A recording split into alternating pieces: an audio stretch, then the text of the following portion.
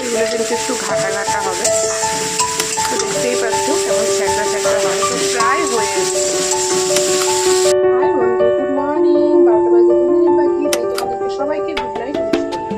তো আজকে একটা প্রথম, আমি এই প্রথম খেয়েছি কিনা জানি না, খেয়েছি হয়তো বলতে পারবো না, বাট আমি এটা কিন্তু প্রথমবার আমি রান্না করেছি, প্রথমবার রান্না করছি। তো চলো কি রান্না করছি তোমাদেরকে বলি।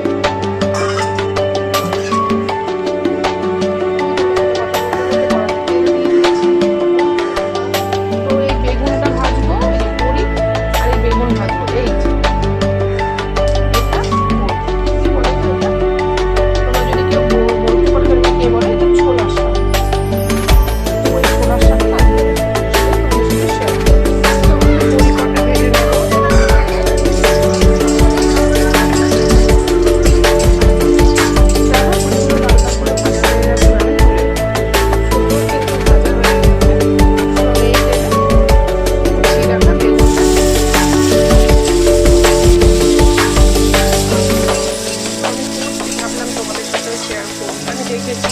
অনেক রেসিপি, তো আর কিভাবে করা যায় তোমরা অবশ্যই বলো, আমি তো এইভাবে করছি।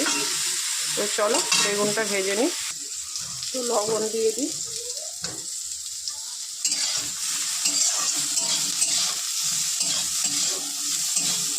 একটু ছাদে যেতে পারবা? ছেলের ওই জামা দুটো ফুলাতা গেঞ্জি আছে, একটা প্যান্ট আছে, দেখো না শুকিয়েছে কিনা, ওটা ব্যাগে নেবো। তো রোদ ছিল না। দেখো বেগুন ভাজা হয়ে গেছে, তুলে নেবো। বেগুন বড়ি কিন্তু আমার ভাজা একদমই ডান। তো চলো কড়াতে তেল দিয়ে দেবো, এবং এটাতে নাকি এই শাক করতে তেল লাগে অনেকটা। তো দিয়ে দিলাম অনেকটাই তেল দিলাম, আমি কিন্তু এই প্রথমবারই করছি। দুটো লঙ্কা আর দেবো একটু কালো জিরে, 5 ফোড়নও দেওয়া যায়, বাট আমি কালো জিরেটা শাকে বেশি ফেভার করি। আমার 5 ফোড়নটা হচ্ছে আমার অতটা ভালো লাগে না। থালার খিচুড়িটা যেরকম চাপা দিয়ে ঢাকা ছিল ওরকমই ছিল, তো ওই সাইড থেকে দেবা না, যদি সাইডে চাটে যেটা। এবার শাকটা কিন্তু আমি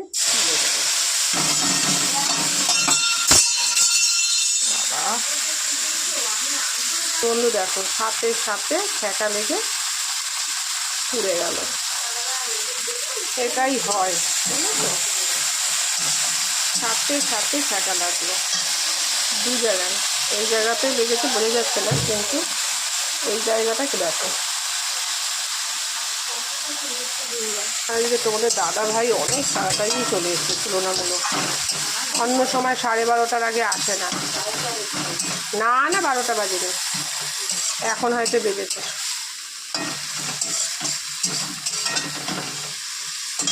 তো দেখতেই পাচ্ছ দিয়ে দিয়েছি, হাতটা জ্বলে যাচ্ছে, এর মধ্যে অল্পই লবণ দেবো। তো দেখো হোক, মাছ টাছ বাড়তে গেলে বা দূর থেকে আমার নাড়তে সুবিধা। তো দেখো এই শাকটা কিন্তু সময় লাগে, খুব ছ্যাঁকড়া ছ্যাঁকড়া, মানে এটা আমি ঢেকে দেবো। দেখতেই পাচ্ছ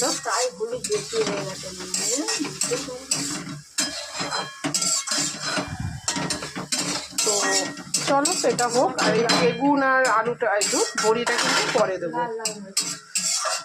কারণ এইখানে বড়িটা যে অ্যাড করবো ওটা কেনা বড়ি, একদম বেগুনগুলো দিয়ে। তো বন্ধু দেখো বেগুনটা দিয়ে দিয়েছি, এবারে কিন্তু আমি এটা ঢাকা দিয়ে দেবো, হোক, এটা হতে সময় লাগবে। আর বড়িটা একদম নামানোর আগে দিয়ে 2-4 মিনিট ঢেকে দিয়ে নামিয়ে ফেলবো, নাড়াচাড়া দিয়ে নামিয়ে ফেলবো। তো চলো বন্ধু দেখো খুলে দেখলাম, তো এই অবস্থায় আছে। এই শাকগুলো এরকমই কিন্তু হয়।